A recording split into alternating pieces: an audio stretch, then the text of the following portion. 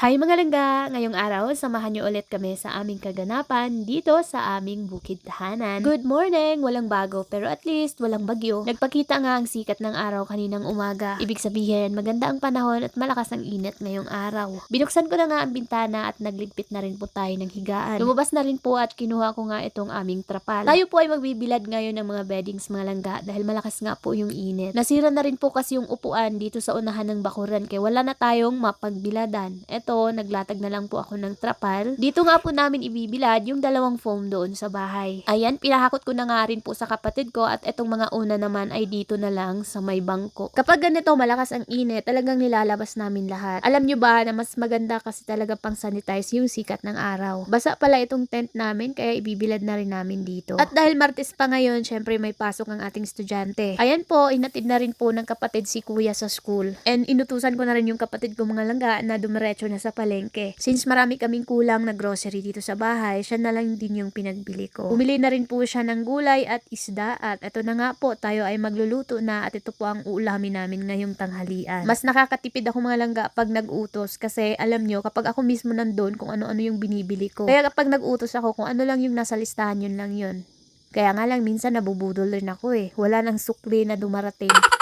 By the way mga langga, kain po tayo ng lunch. Maya-maya nga lang pagkatapos namin kumain ng tanghalian ay parang dumilim yung kapaligiran. Kaya naman pinakuha ko na lang din at pinaligpit ko sa aking kapatid itong mga foam na nailabas namin. Hindi pa naman natuyo itong mga nilabhan ko pero mukhang ibabalik ko na naman sa loob. Dumating din pala yung pinsan ko at may dala nitong putong balanghoy. Nagluto sila kaya binigyan kami ng isang ahon. Kahapon pala nakapag-harvest tayo ng kamuti kaya for today's video gagawa po ako ng merienda. Dapat nga umaga ko pa to umpisahan pero sa dami kong ginawa na abutan na ng hapon. Gagawa pala tayo ngayon ng kamuting budbud or kamuting suman. Ang bala ko nga talaga mga langga ay isang dosena lang yung gagawin ko, 12 pieces. Sakto lang na pang merienda namin. Pero hindi ko alam na pasobra yata yung nabalatan ko. Ang dami pala. Ayan tuloy, nangala yung braso ko. Mag-isa lang po kasi akong gagawa. Gagawa kami ng madaming nito kapag andito na yung mga pinsan ko. Pumunta na rin po kami dito sa Niyugan para maghalob og dahon. Dahon, gagamitin natin pambalot dun sa suman. No? Since nandito maraming tangkay dito ng niyog, ayan, mas madali tayo makapag-ano ng dahon. Buti na lang din po at nakaka-recover na yung mga dahon ng saging dito sa amin. Nung nakaraan po kasi, naku, purong punit at talagang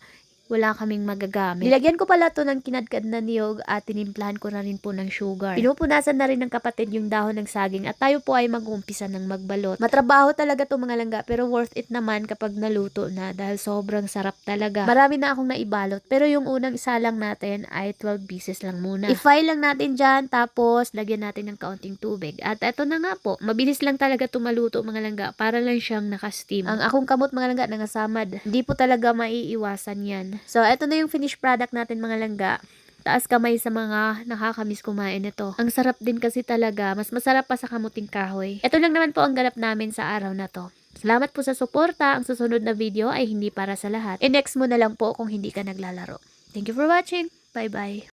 I-share ko pala sa inyo ang bagong laro ngayon. Ito po ang Super Ace Game. Paalala lang po na ito ay libangan lamang. Bawal seryosohin at para lang sa may mga extra income. Bawal sa bata at ito po ay pangpalipas oras lamang. Mag-buy bonus tayo mga langga at mag-bet lang ako ng 200. Tingnan natin kung mananalo tayo. Mamili po pala ako ng mga masiswerteng mag-share sa video na to. Try nyo rin, baka kayo na ang susunod na swertehin.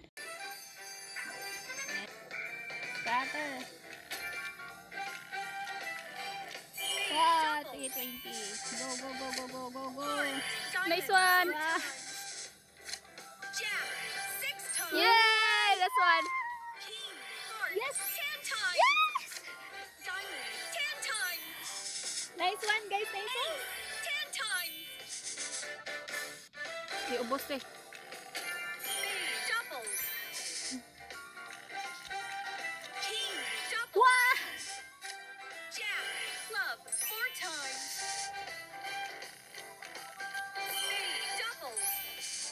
Wow! Wow! Yay!